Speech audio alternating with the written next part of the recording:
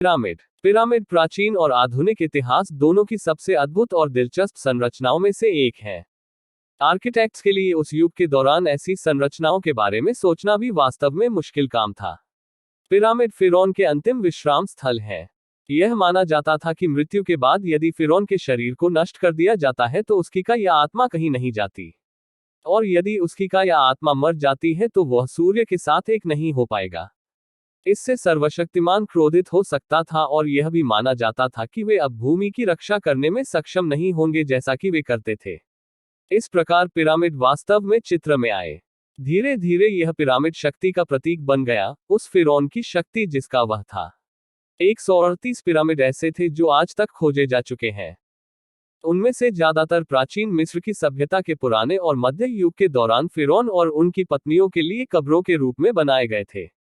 पहला pyramid Memphis के उत्तर पश्चिम की ओर स्थित सक्कारा में पाया गया था।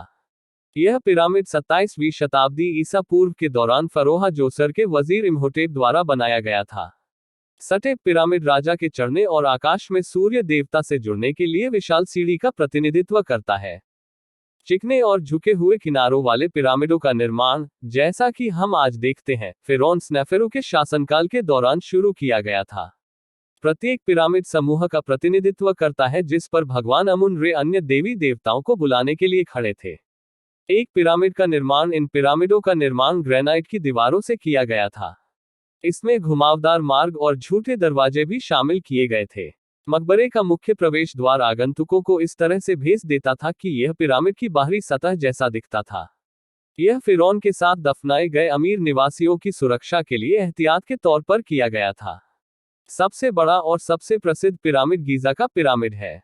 इसे चौथे राजवंश के दूसरे फिरौन खुफू ने बनवाया था। इस विशाल परिसर को बनाने के लिए 20 लाख से अधिक चूने के पत्थरों का इस्तेमाल किया गया था। उस समय भी आदिम औजारों से सुसज्जित श्रमिकों ने उन पत्थरों को इतनी सटीकता से तराशा था कि चाकू का एक ब्लेड भी पत्थरों के बीच नहीं आ पाता था। इस पिरामिड को घेरने वाले रहस्यों में से एक मकबरा कक्ष है जिसमें एक खाली ताबूत होता है। कोई भी निश्चित रूप से नहीं जानता कि फिरौन खुफू को वास्तव में वहां दफनाया गया था या नहीं। गीजा का पिरामिड दुनिया के 7 अजूबों में से पहला है। अधिकांश पिरामिड राजाओं की घाटी में बनाए गए थे। थेब्स, आधुनिक लक्सर के विपरीत दिशा में स्थित यह घाटी, नील नदी के पश्चिमी तट पर स्थित है, ठीक थेबन नेक्रोपोलिस के केंद्र में है। ये अद्भुत परिसर हमें यह सोचने पर विवश करते हैं कि वास्तव में उस युग में मिस्र की सभ्यता के पास कितना ज्ञान और शक्ति थी। वास्तु हो, आध्यात्मिक या कोई अन्य रूप, वे हर तरह से अपने ज्ञान की गहराई से हमें आज तक विस्मित ही करते हैं। विशाल शिखर के साथ पृथ्वी पर शांति से खड़े पिरामिड काफी दूरदर्शी इलाज हैं और चुपचाप हमें मिस्र की समय सम्मानित कहानियां सुना रहे हैं।